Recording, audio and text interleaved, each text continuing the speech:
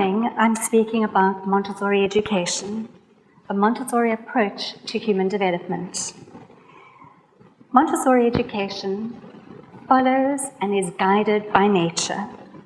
It follows the natural human development of a child from birth to maturity. Cosmic education is an intrinsic part of Montessori education. Every living creature, plant, animal, has a natural way of sustaining itself, generation after generation. In order for education to be more sustainable for our future generations, we need to look at it in a very different way.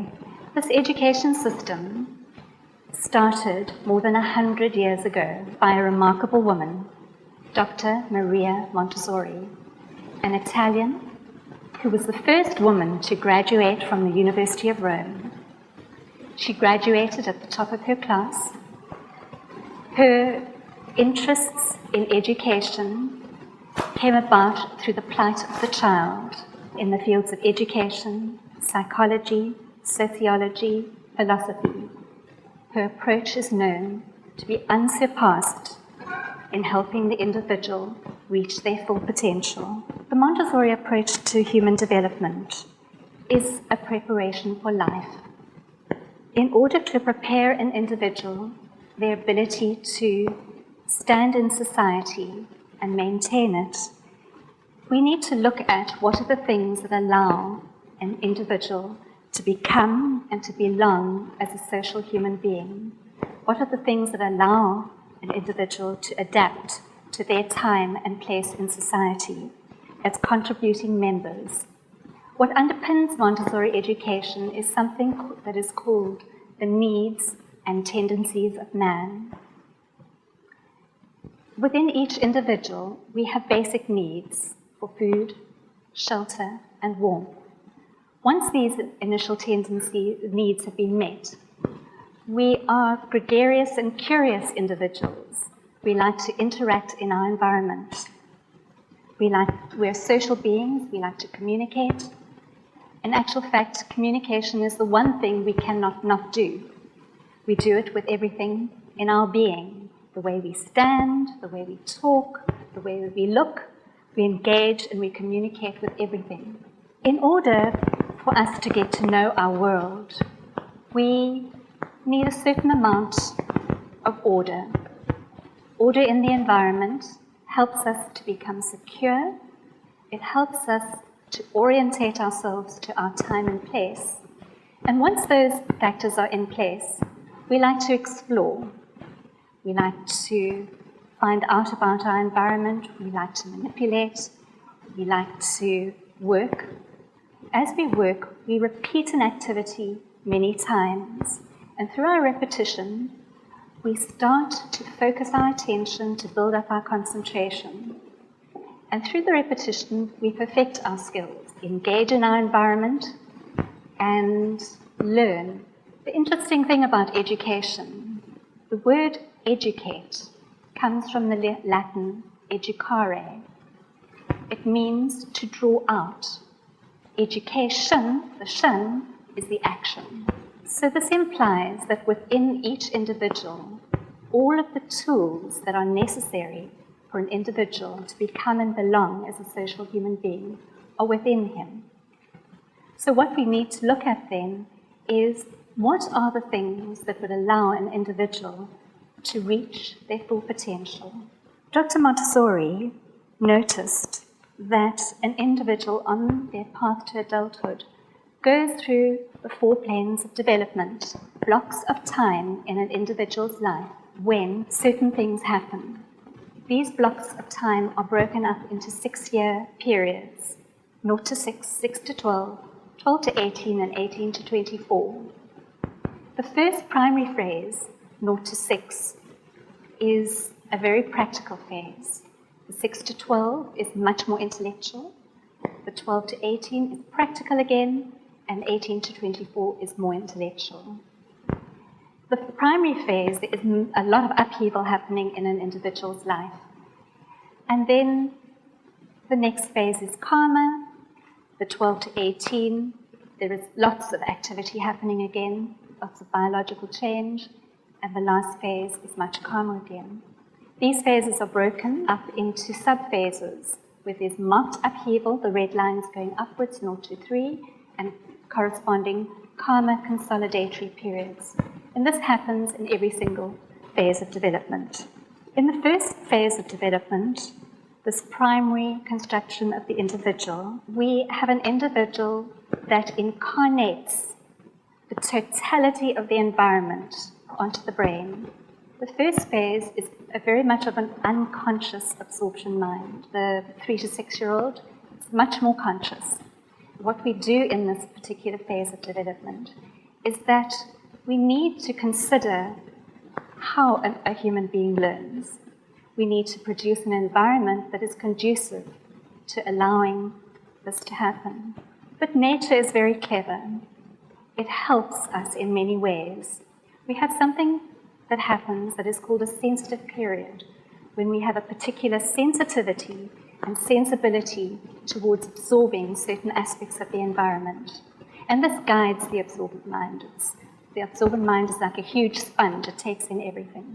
The way the 0 to 6-year-old engages is through the senses. They like to touch, they like to manipulate, they like to smell, they like to feel. In actual fact, we all do this. But in a time of a sensitive period, we do this with great facility. Now, these children are very sweet, and they've got curly hair, and they're gentle in nature. By the time you move on to the next phase of development, the sweetness of character changes somewhat. They are much more gregarious, they are interested in justice, they like to go around in herds, they are interested in their peers, and in actual fact, Dr. Montessori named it the age of rudeness and serenity. Anyone who's got a 6 to 12-year-old will understand what this means. What is interesting about them is that they like to engage with their world through the intellect, through their imagination, through abstracting. So Dr. Montessori, when asked, what do we give these children? She said, you must give them the world and more.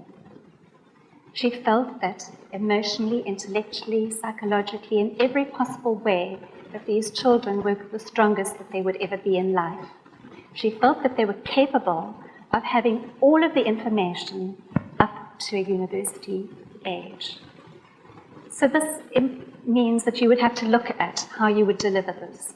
You would have to consider that you couldn't do it in a rote learning fashion. So the teachers in these environments are consummate storytellers. They tell grand stories of how the earth began and how evolution happened. They ignite within these children a complete fascination for the rest of their life. The 12 to 18-year-olds are different. They're emotionally, intellectually, psychologically in a state of flux. They need a different kind of environment, an environment getting back to nature. So Dr. Montessori suggested something called the Erdkinder, children of the earth, where these children are developing their social personality, who they are in the world, and how they engage in the world. So she suggested that these children be allowed to live in a community away from parents, because their peers at this stage are much more important than their parents. It would be a micro-community that would engage in farming as is appropriate to their particular surroundings. If they were on a wine farm, all the aspects of wine farming would be engaged. They would also run a little hotel where parents could visit. They would do all the cooking, cleaning, managing. And you would, in the end, you would have a very different type of individual who would have a very deep sense of connection with the earth by reconnecting at this age, and also a sense of community. The next phase of development that we go into is the 18 to 24-year-old. These people are very ready. They would be very well prepared to enter tertiary education, having a very clear direction of where they are, where they fit in society. These individuals, Dr. Montessori called that they would be in the stage of the age of happiness. And if you look at this long preparation of an individual, birth to maturity, There is a lot of preparation that we need to consider if we are going to meet the needs of a human who is going to know their time and place and understand what their role is in society. To give you an idea, this is what we call the Nido environment of the Montessori classroom. It is an environment particularly catered to movement, language, and freedom and independence. This is the infant community. These children love to do the things that they see their parents doing. This is a 3 to 6 environment for the Montessori school. Everything is scaled down to the child's size. There's only one of everything, so children need to wait. They learn certain social skills. The environment offers freedom, independence, movement, opportunities to develop all the social skills to absorb their culture.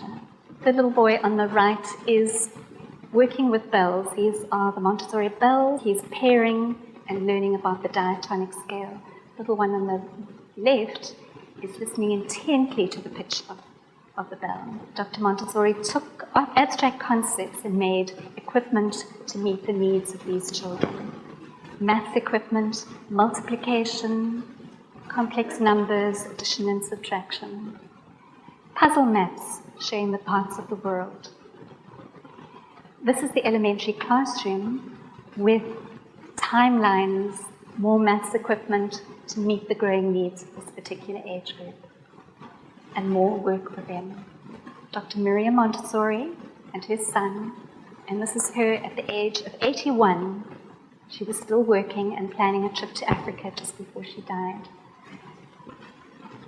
To meet the children, to meet the human potential, these children will be very differently prepared. And I hope you feel that this is an inspiring way to look at the growth of an individual from birth to maturity. Thank you.